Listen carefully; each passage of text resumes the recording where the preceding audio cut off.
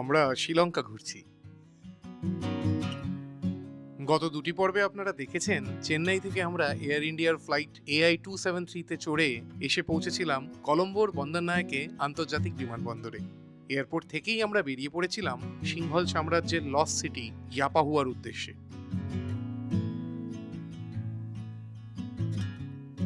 Granite পাথরের পাহাড়ে বানানো ইয়াপাহুয়ার রক ফোর্ট্রেসটি একটি আর্কিটেকচারাল মার্ভেল।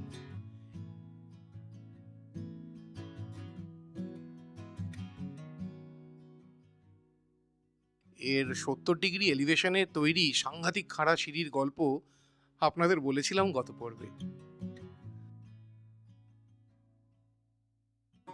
তারপর আমরা গেছিলাম ইবান কাটুয়ার 3000 বছর পুরনো মেগালিথিক সমাধিগুলো দেখতে। যিশুর জন্মেরও প্রায় 700 বছর আগে এখানে সভ্য মানুষ থাকত, যাদের বিজ্ঞান আর শিল্প দুটোই ছিল অভাবনীয়। তারা 7 সমুদ্র পাড়ের বিভিন্ন অন্য সভ্যতার সঙ্গে চালাতো ইম্পোর্ট এক্সপোর্ট, আজ থেকে 3000 বছর আগে। আজ এই এপিসোডে আমরা চলেছি একটা ইউনেস্কো ওয়ার্ল্ড হেরিটেজ সাইটে, ডাম্বুলা কেভসে, যার ইতিহাস বাঁধা আছে সুদূর 1st সেঞ্চুরি BC-তে।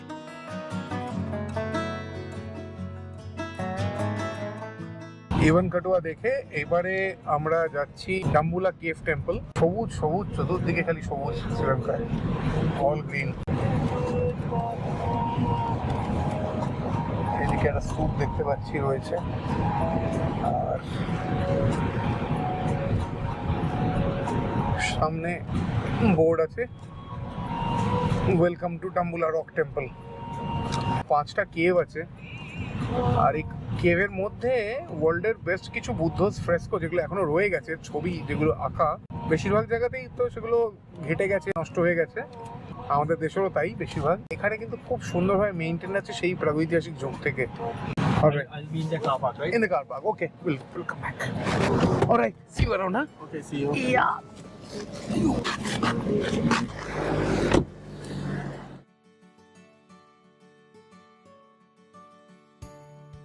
এখন আমরা এসেছি শ্রীলঙ্কার largest and most well preserve কেভের সামনে, ডাম্বুলা কেভ টেম্পল। ওইটা টিকিট কাউন্টার এইদিকেই আছে। কত করে ticket? 2000 LKR 2000 LKR per person. এখান দিয়ে উপরে ওপরে কেভ টেম্পল, সিঁড়ি আছে। হ্যাঁ, শ্রীলঙ্কায় সব জায়গায় সিঁড়ি আছে। এখানে 5টি মোট কেভ টেম্পল আছে, চলুন দেখে আসি।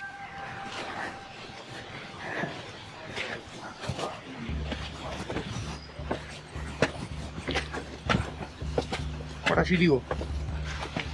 নাম্বার তো জানি না, না এক্ষুনি দেখে নিচ্ছি। 7, 8, 9, 10, 11, 12। 12, এটা 12। হ্যাঁ, এই অবধি 30।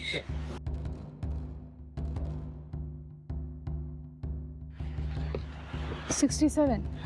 67। এগুলো হচ্ছে টিকিট কাউন্টার থেকে, টিকিট কিন্তু কাউন্টার থেকে, টিকিট কাউন্টারের আগেও কিছু সিঁড়ি আছে।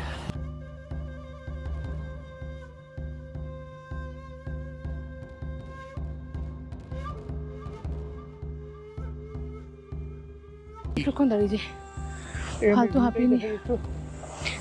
173টা সিঁড়ি উঠেছি, এখান থেকে উপর থেকে ভিউটা এরকম। এখনো এদিকে ওই কথা থেকেও ঘুরতে হবে স্বর্গের সিঁড়ি। উঠেই করেছি, লঙ্কা রাজ্যে এসছো, স্বর্গের সিঁড়ি দেখবে না? সেই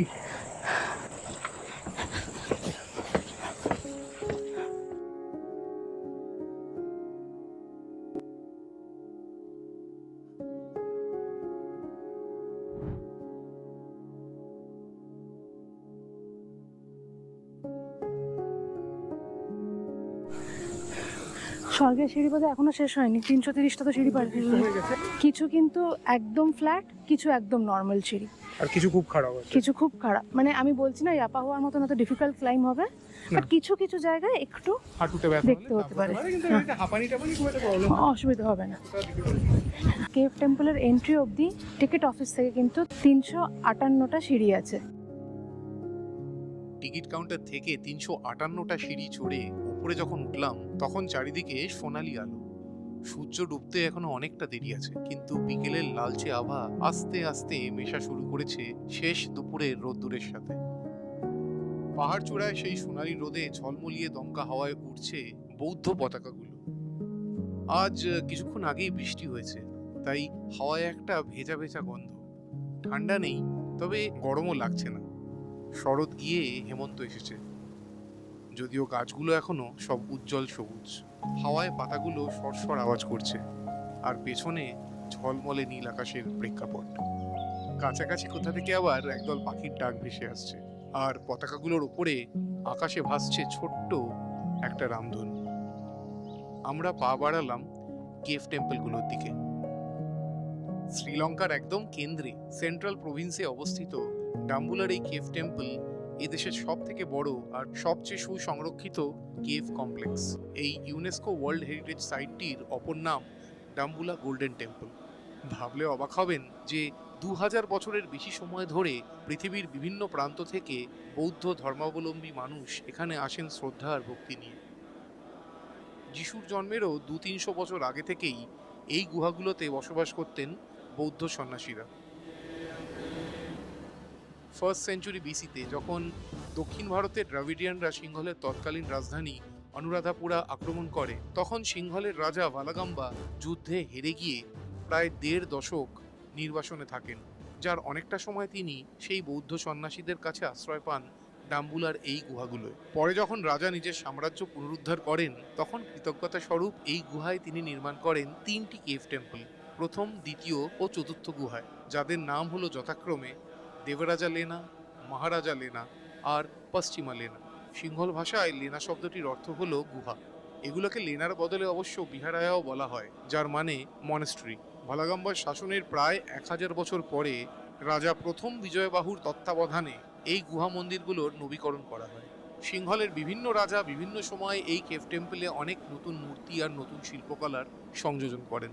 প্রায় 23,000 স্কোয়ার ফিট এরিয়ার ওপরে নির্মিত এই 5টি কেভ টেম্পলের প্রতিটি গুহা সাজানো রয়েছে অসাধারণ বৌদ্ধ চিত্রকলা আর বিভিন্ন আকার ও প্রকারের 153টি বুদ্ধ মূর্তি দিয়ে।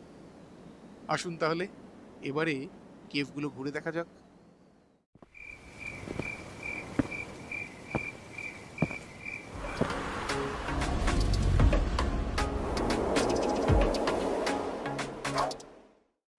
প্রথম গুহাটিতে ঢোকার মুখেই দেখা যায় 12th সেঞ্চুরির মধ্যযুগীয় সিংহলিজ ভাষার এই ফলকটি, যা তৈরি হয়েছিল পোলোনারুয়ার রাজা নিশঙ্ক মাল্লার শাসনকালে।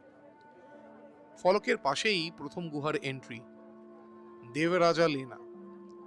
গুহার গেটের দিকে এগোতে এগোতেই যে জিনিসটা প্রথম ফিল করলাম তা হলো ধূপের একটা মিষ্টি গন্ধ। খুব অন্যরকম সুন্দর এই গন্ধটা, সাধারণ আর 5টা ধূপের চেয়ে বেশ আলাদা। তার সাথে বোধহয় হালকা হালকা প্রদীপের তেলের গন্ধও মিশে আছে।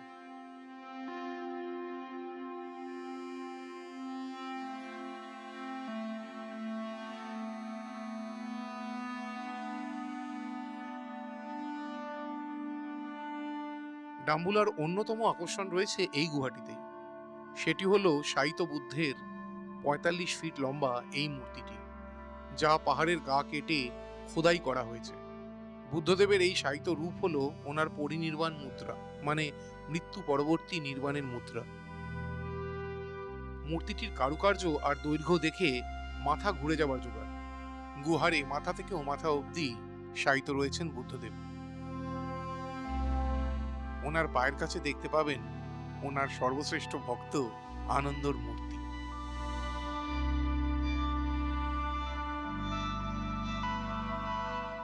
হালকা আলোয় খুব মন দিয়ে দেখলে দেখবেন যে বুদ্ধের মাথার কাছে রয়েছে ভগবান বিষ্ণুর 2000 বছর পুরনো একটি হাতে আঁকা ছবি।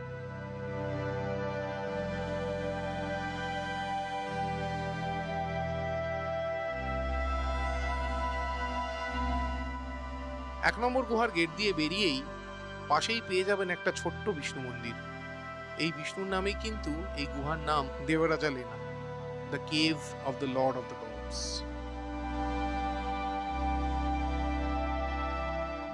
দেবরাজা লেনা থেকে বেরিয়ে আমরা এগিয়ে চললাম কেভ নাম্বার 2 এর দিকে।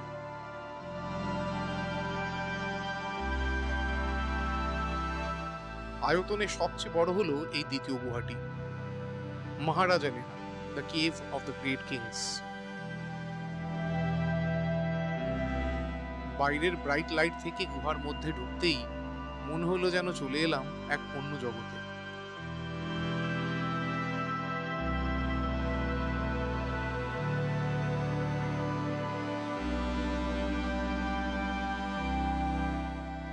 কারণ ভেতরে যে দৃশ্য দেখলাম তেমন দৃশ্য আগে কোনোদিন দেখেছি বলে মনে হয় না। ভেতরে রয়েছে 50টিরও বেশি বুদ্ধ মূর্তি,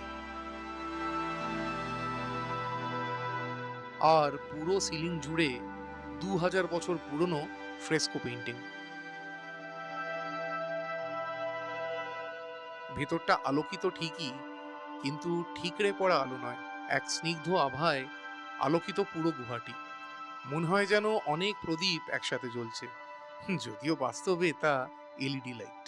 পুরো কেভটা লম্বাটে মতো, কোনো পিলার বা স্তম্ভের সাপোর্ট নেই কোথাও। এইটা হচ্ছে সেকেন্ড কেভ টেম্পলটা, আর এখানে না এত রকম বিভিন্ন মুদ্রায় বুদ্ধদেবের মূর্তি দেখে কিন্তু অ্যাস্টনিশিং লাগছে। এই ফ্রেস্কো কিন্তু পৃথিবীতে আর কোথাও এত সুন্দরভাবে আর কোনো বুদ্ধ মন্দিরে মেইনটেইন নেই এরকম কেভে। একদমই।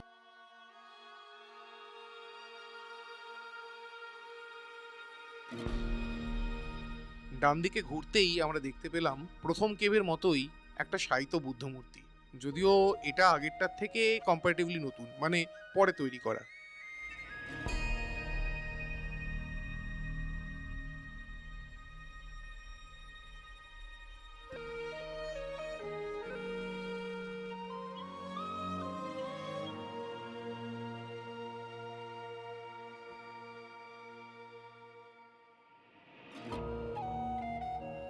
আর একটু এগোতেই চোখে পড়ল দুটো কাঠের মূর্তি। নীল উত্তরীয় জড়ানো মূর্তিটা বিষ্ণুর, আর হলুদ উত্তরীয় মূর্তিটা সমনের, যিনি শ্রীলঙ্কাবাসীদের আর এক দেবতা।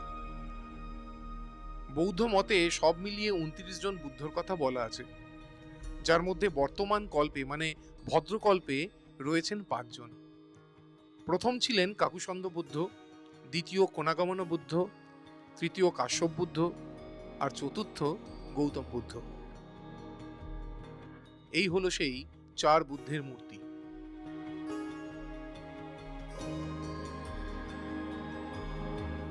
ওই শেষের মূর্তিটা গৌতম বুদ্ধর।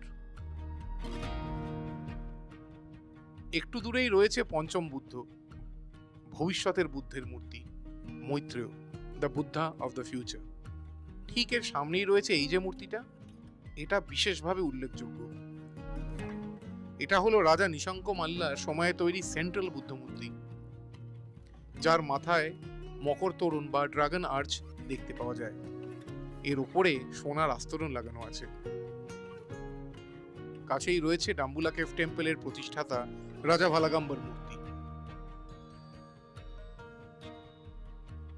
এই সেকেন্ড কেভের আর এক মুখ্য আকর্ষণ হলো এক স্তূপের চারিপাশে বসে থাকা ধ্যানরত 11টি বুদ্ধ মূর্তি।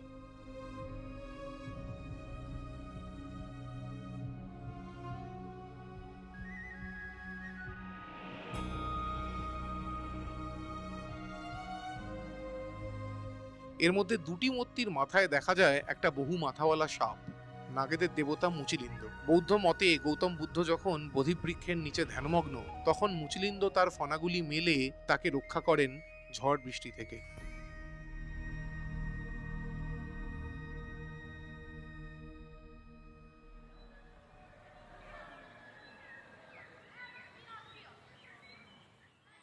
দু নম্বর কেভ দেখে আমরা এরপর গেলাম 3 নম্বরের দিকে। এখানেও 50টির বেশি বুদ্ধ মূর্তি দেখতে পাবেন, মাঝের এই 30 ফুট উঁচু বুদ্ধ মূর্তিটাকে ঘিরে। এই মন্দিরটা পরে তৈরি হয়েছিল। অষ্টাদশ শতাব্দীতে এসে যখন সিংহল দক্ষিণ ভারতের নায়ক রাজ পরিবারের অধীনে, তখন নায়ক শাসক ক্যান্ডিড রাজা কীর্তিশ্রী রাজসিংহ নির্মাণ করেন এই তৃতীয় গুহার মন্দিরটি। নাম দেন মহা আলুট বিহারেয়া, যার মানে দ্য গ্রেট নিউ টেম্পল।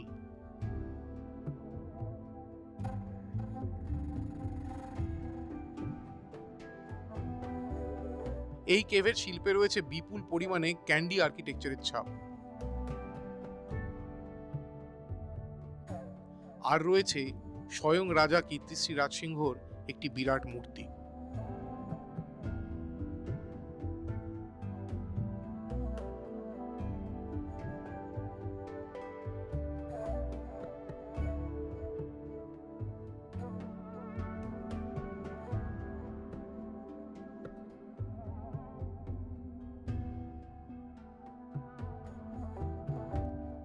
পাহাড়ের পশ্চিম দিকে রয়েছে চতুর্থ কেভ টেম্পলটি, পশ্চিমা লেনা, মানে দ্য ওয়েস্টার্ন টেম্পল কেভ। এখানে প্রায় সব বুদ্ধ মূর্তি আয়তনে এবং ভঙ্গিমায় অভিন্ন। কিংবদন্তি বলে নাকি এই মন্দিরে রাজা ভালগাম্বার স্ত্রীর গয়না রাখা থাকতো। এটা হচ্ছে ফোর্থ কেভ টেম্পল, আর এটার বিশেষত্ব হচ্ছে এখানে যতগুলো বুদ্ধ মূর্তি আছে সবই কিন্তু আইডেন্টিক্যাল। হাঁটতে হাঁটতে পা খুলে যাবার জোগাড় হলেও আমরা শেষ কেভ টেম্পলটা দেখতে গেলাম। এটার নাম Devana Alut Viharaya, the second new cave temple. এটা সব থেকে নতুন কেভ টেম্পল, 17 বা 18 শতকে তৈরি। এখানে রয়েছে আরও একটা শায়িত বুদ্ধ মূর্তি, যার বৈশিষ্ট্য হলো যে মাথার কাছে এবারে বিষ্ণু নয়, রয়েছে আর একটা বুদ্ধ মূর্তি, যার মাথায় আবার রয়েছে নাগরাজ মুচিলিন্দ। এখানে বেশিরভাগ মূর্তি ইট এবং প্লাস্টারের তৈরি।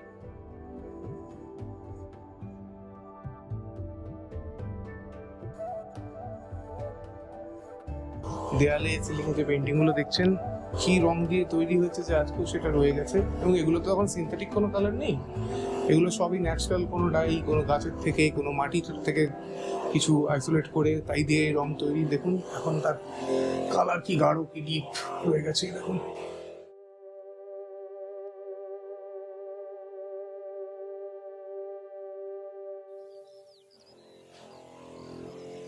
এই হয়ে গেল 5টা কেভ টেম্পল। তাহলে এবার আমরা আস্তে আস্তে নামবো, গাড়ির দিকে যাব। এখন 4:40 বাজে বিকেলবেলা, রোদ্দুর এখনো যথেষ্ট আছে। 6টা নাগাদ হয়তো সানসেট হবে, তো প্রায়ই সানসেটের ধারাকাছেই হয়তো পৌঁছবো। আমরা চলে যাব সিগিরিয়ায়, যেখানে পৌরাণিক মতে রাবণের সোনার লঙ্কা আছে। আদিপুরুষে সাইফ আলী খান যেখানে ছিল সেটা নয় কিন্তু, হ্যাঁ। তো আমরা আজকে রাত্রে চলে যাব রাবণের সোনার লঙ্কাপুরীর কাছেই, 1 কিলোমিটার দূরে লঙ্কাপুরীর থেকে। আজ রাত্রে সেখানে থাকবো। তারপরে আগামীকাল একদম ভোরবেলা সকাল 5টায় ওখানকার যে সিগিরিয়া রক ফোর্ট্রেস বা সিগিরিয়া লায়ন রক, বা সিগিরিয়া লায়ন রক যাকে বলা হয়, লম্বা ক্লাইম আছে, 1200টা সিঁড়ি আছে। কালকে সকালে 5টায় খুলে যাবে ওরা। তো ভিড় বাড়ার আগে আপনাদের ভালো করে ঘুরিয়ে আমরা সময় মতো নেমে আসতে পারি।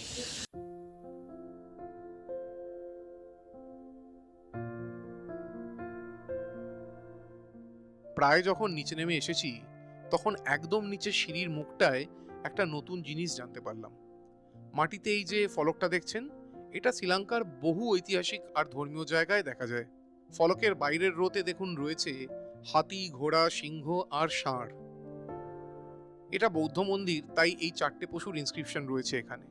এটা যদি হিন্দু মন্দির বা হিন্দু রাজার প্রাসাদ হতো তাহলে এই ষাঁড়টা থাকতো না, কারণ হিন্দু রাজারা ষাঁড়কে শিব ঠাকুরের বাহন নন্দী রূপে দেখতেন, তাই মাটিতে বানাতেন না।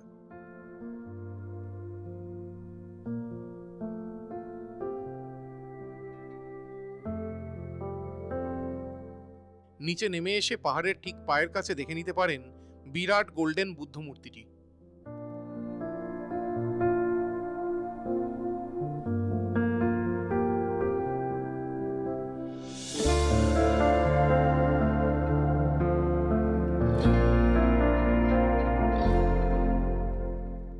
সঙ্গে উল্টো দিকে রয়েছে একটা গোল্ডেন বুদ্ধিস্ট স্তূপ।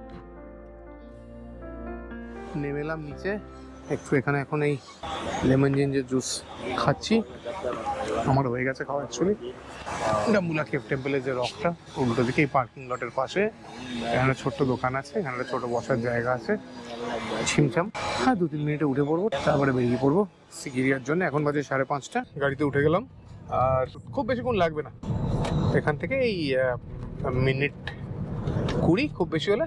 লম্বা দিন গেছে, সারা রাত এয়ারপোর্টে কাটিয়ে তারপরে ফ্লাইট ধরে তারপরে নতুন দেশে এসে এখনো হোটেলে ঢুকিনি। আজকে সকাল থেকে এখানে গাড়ি দিয়েতে যা দেখতে পাচ্ছি 213 কিলোমিটার একটু বেশি আমরা সকাল থেকে ট্রাভেল করছি। দেবিদা টায়ার্ড নাকি? একটু তো বটেই। পাগুলো গেছে আর কি।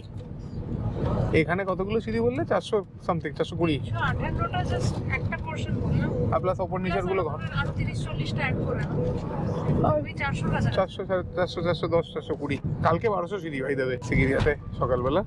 সোনার লঙ্কা, লঙ্কা পুরি, রাবণ রাজের লঙ্কা পুরি।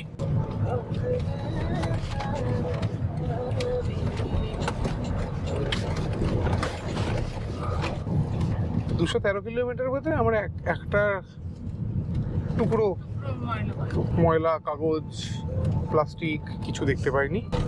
বলছি এই তো আমাদের তো দেশের গায়ে এইটুকু তো একটা ছোট্ট দেশ। কিছুদিন আগে মানে অর্থনৈতিকভাবে একেবারে নাজেহাল হয়েছিল, এত পলিটিক্যাল এত কিছু হলো, সব কিছু হয়ে টয়ে তারপরেও কি সুন্দরভাবে সাজিয়ে গুছিয়ে দেখে মনেই হচ্ছে না যে কোনদিন কিছু হয়েছিল এদের। কিন্তু আমাদের তো কে জানে, মানুষের বোধহয় ইচ্ছেই নেই, তাহলে এত নোংরা হয় কি করে। যাই হোক, সে নিয়ে ফালতু এখন ল্যামেন্ট করে লাভ নেই। প্রায় এসে গেছি, অন্ধকারটাও নেমে আসছে এবারে। সিগিরিয়ার এলাকার মধ্যে পৌঁছে গেছি। এখান থেকে আগে গিয়ে একটু গিয়ে এইদিকে বাদিকে স্বর্ণলঙ্কা পড়িবে, স্বর্ণলঙ্কা বাঁহাতে রেখে আমরা ডান দিকে যাবো আমাদের হোটেল, একদম মুখোমুখি মানে হোটেলের থেকে রাবণের লঙ্কাপুরি একদম সামনে, পাহাড়ে আকাশের উপর উঠছে দেখতে পাওয়া যায়। আমরা হোটেলেই চেক ইন করে গেছি, এইখানে ঢুকে আসবো আবার দেখাবো। এইটা রিসেপশন, হোটেলের নাম হলো সিগিরিয়া ভিলেজ। এই আমাদের গাড়ি পেছনে ছেড়ে হুইল আগে যাচ্ছে, দেবিতা আগে যাচ্ছে। বিরাট এরিয়া হোটেলটার, মানে এটা ইটসেলফ একটা শহর ভেতরে বোধ হয়।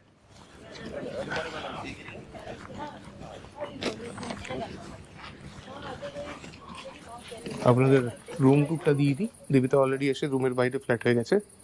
এই হচ্ছে রুমটা, দরজাটা আমার হেভি লেগেছে। দরজাটা দেখুন, নিচে আলাদা করলে ওপরে মানে দরজা কাম জানলা একখানা। আর এই হলো রুম, মালপত্র জাস্ট এনে রেখেছি এখন।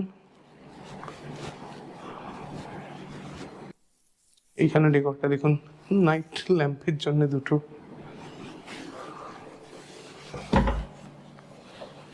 This is the restroom. যেহেতু জায়গাটার নাম সিগিরিয়া ভিলেজ, তো একটা সেই ভিলেজের decor with all modern amenities রয়েছে এখানে। রুমগুলো নো স্মোকিং রুম, কিন্তু বাইরে অ্যাশট্রে দেওয়া আছে, ওখানে যদি কেউ স্মোক করতে চান স্মোক করতে পারেন। তো এই হলো গিয়ে রুম। একটু পরে খেতে যাব, মানে এদের এখানে ট্র্যাডিশনাল শ্রীলঙ্কান ফুড খেতে আমি খুবই ইন্টারেস্টেড। খুবই শ্রীলঙ্কার খাবার খুবই ভালো হয়, খুব ডিফারেন্ট হয়, তো সেটা দেখাচ্ছি আপনাদেরকে যখন খেতে যাচ্ছি। হ্যাঁ এখন 8:10 বাজে, এখন এই ডিনার করতে যাচ্ছি এখন। বাহ, ঠান্ডা ভালো হাওয়া দিচ্ছে। হ্যাঁ খুব ভালো হাওয়াও দিচ্ছে, খিদেও খুব পেয়েছে, আর এতটাই বড় এই জায়গাটা যে খেয়ে ফিরে আস্তে আস্তে খাবার হজম হয়ে যাবে, আবার হজম হয়ে যাবে, আবার খিদেও পেয়েছে। কাল সকাল হয়েও যেতে পারে আস্তে আস্তে। তবে এটা সকালে এই জায়গাটা দারুণ লাগতে চলেছে, হ্যাঁ। এত গাছ। সকালে আপনাদেরকে দেখাবো ওই জায়গা, সকালে দেখাবো একটু ঘুরিয়ে, ওই রাবণের লঙ্কাপুরি থেকে নেমে এসে বেরোবার আগে এবার ঘুরে দেখাবো। ওইটা রিসেপশন নাকি? হ্যাঁ হ্যাঁ হুই দেখা যায়, হুই যে হুই হোথা। রিসেপশনের গায়ে লাগোয়া রেস্টুরেন্ট। সেরকম সময় না, প্রথমবার আসছিলাম যখন হচ্ছিল বহু দূর, অতটা দূর না। আসলে তখন পিঠে ব্যাগ ছিল বলে বোধহয়, পিঠে ব্যাগ ছিল, টায়ার্ড ছিলাম। টায়ার্ড এখনো আছে। ডাম্বুলা কেভের ওঠানামা করতে গিয়ে হাঁটুর ডাম্বুলা খুলে গেছে আমার। মিউজিকও চলছে। বাহ। বাহ। Enrique Iglesias.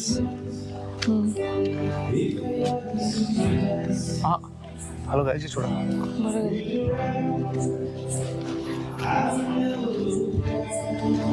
সুন্দর হয়েছে। খুব সুন্দর গাইছে।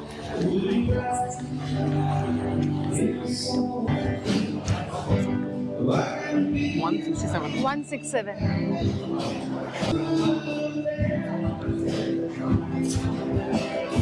হ্যাঁ, thank you. Thank you. Sri Lankan খাবার কিন্তু সাংঘাতিক টেস্টি খাবার হয়। তো আমি অনেকদিন অপেক্ষা করছিলাম কতদিনে শ্রীলঙ্কা আসবো, মানে ইতিহাস, কালচার, লাইফস্টাইল অনেক কিছুই বললাম, এবার আসল জিনিসটা খাওয়ার।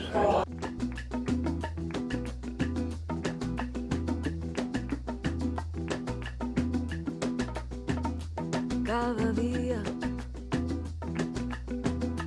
doy las gracias a esta vida. Cada día me nace nueva melodía. দেখাচ্ছি কি খাবার আনলাম, অনেক খাবার এনেছি। একটা সাইজ ছোট, খাবার অনেক বেশি। এখানে আছে ভাত আর সরু ছোট ছোট চালের ভাত। আমি জানি না গোবিন্দভোগের মতো দেখতে, কিন্তু গোবিন্দভোগ নয়। এখানে হচ্ছে একটা ডাল কারি হয় শ্রীলঙ্কার, আমাদের ডাল নয় ঠিক কিন্তু এক্স্যাক্টলি, সেটা আছে। আর পাশে এখানে চিকেন কারি নেওয়া হয়েছে, যেটা টিপিক্যাল শ্রীলঙ্কার চিকেন কারি। খেয়ে বলছি এটা কেমন হবে। এখানে একটা এগ ফ্রাইড রাইস আছে, এখানে একটা চিলি, কি বলে আমাদের অয়েল চিলি ফ্লেক্সের অয়েলে এখানকার ট্রেডিশনাল সেটা। এখানে ট্র্যাডিশনাল যেটা হয়, এটা বেগুনেরটার কি নাম ছিল? ব্রিঞ্জাল মজু। মজু। ব্রিঞ্জাল মজু, এটা আমি খেয়ে দেখছি, এটা একদম শ্রীলঙ্কার ফুড। এখানে আছে পাপড়, যেখানে এটাকে পাপড়াম বলে, আর এখানে এই চিংড়ির পাপড় আছে, টেম্পার্ড পটেটো একটু আছে, আর এখানে একটু পট নিয়েছি। দিবিটা একটু কম নিয়েছে আমার থেকে, তাই মনে হচ্ছে রাউন্ড টুতে মারবে আবার। এই ডাল কারিটা অসাধারণ খেতে গো, মানে কোনো রিচ নয়, কিছু নয়। আর ডাল মানে আমরা যেরকম খাই পাতলা ডালও নয়, একদম ঘন ঘন, কিন্তু খুব সুন্দর খেতে, মানে বলে বোঝানো যাবে না, খুব ভালো। এদের ডাল কারি যেটা হয়, আমি মানে বিদেশিদের কাছে অনেক শুনেছি ডাল কারি প্রথমে ভাবতাম বোধহয় ব্যাটারা বলতে জানে ডালকে আবার কারি বলে কেন, তারপরে বুঝলাম না এটা ডাল কারি, অরহর ডাল আছে এতে। আমি গ্যারেন্টি দিয়ে বলতে পারি এই দেখ। এরকম ডাল কেউ খাননি কোনোদিন, আর খেলেও খুব বেশি লোক খাননি। মানে বাঙালি ডাল এত ভালো হয়, কিন্তু এই ডাল হয় না। একবার না বেগুনটা খেয়ে দেখো, এরকম বেগুন খাওনি। ওয়াও, এই যে ব্রিঞ্জাল মজুটা যেটা নিয়েছি, আমি সত্যি এরকম বেগুন কোনোদিন খাইনি। বেগুনের ভেতরে একটা কেমন আচারি টিক্কা ভাব, হ্যাঁ, মানে মানে একদম না ঠিক পরিমাণে, একটু টক, একটু ঝাল।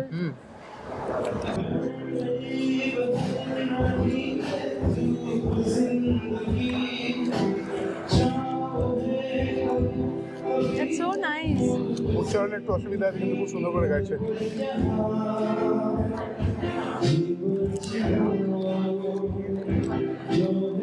মনে রাখবেন হিন্দি কিন্তু এদেশের ভাষাই নয়। হিন্দি এখানে কোনো রকম অফিসিয়াল ভাষা তো কোনো ভাষাই নয়। এখানটা এত ভালো যে বেগুন হতে পারে আমার কোনোদিন, মানে বেগুন আমার খুব ভালো লাগে, এইরকম ভাবে ভাবি কি করেছে বলতে একটা দারুণ করেছে। কোথায় একটা সর্ষের তেলের ভাব পাচ্ছি, বেগুনের ভর্তাও আছে, টকও আছে। টক হলে হালকা মিষ্টি ভাব করতে আসছে, কিন্তু মিষ্টির এরকম মিষ্টি কাটতে মিষ্টি নয়। এবার বাংলা কলকাতা, ঢাকা, কোথাও শ্রীলঙ্কার খাবার পাওয়া যায় কি না? নিশ্চয়ই পাওয়া যাবে, আমার মনে হয় না পাওয়া যায় না। পাওয়া গেলে প্লিজ ট্রাই করে দেখবেন। আর যদি শ্রীলঙ্কা এসে খান তো কথাই নেই, কারণ আমি যে এবার থেকে খুঁজবো শ্রীলঙ্কান খাবার কোথায় পাওয়া যায়। মানে আমি লোকের কাছে শুনে লোভে ছিলাম সত্যি, কিন্তু এখন জিভে লেগে গেছে। খুব হাইফাই হোটেলে গিয়ে এখানে খেতে হবে তা না, কিন্তু কলম্বোতে গিয়ে দেখাবো স্ট্রিট ফুড। বা একবার গুগল সার্চ মেরে আমার দেখানোর আগেই দেখে নিতে পারেন টুক করে কলম্বো স্ট্রিট ফুড। একটা তালি।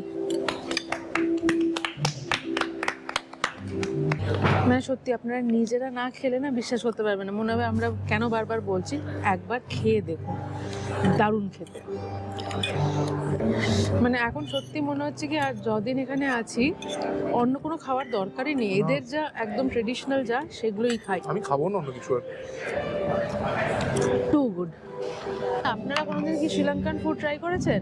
যদি করে থাকেন একটু জানান তো, এবং আপনাদের কি কি ফেভারিট শ্রীলঙ্কান ডিশেস আছে সেটাও আমাদের অবশ্যই কমেন্ট করে জানাবেন। Amazing. Where you from, sir? Calcutta, Calcutta. West Bengal. Wow.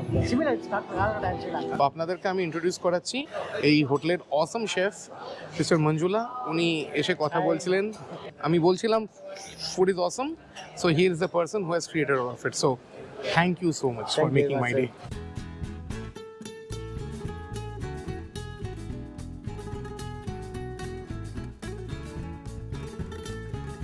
রাতের খাওয়া যাকে বলে জম্পেশ হলো। এবারে কাল সকালে মানে আগামী পর্বে আমরা যাচ্ছি রাবণের লঙ্কাপুরি ঘুরতে, সিগিরিয়া ল্যান্ড রক। দেখা হচ্ছে তাহলে পরের এপিসোডে। চলুন তাহলে মানস ভ্রমণে আমাদের সাথে বিয়ন্ড নোন মাইলস্টোনস।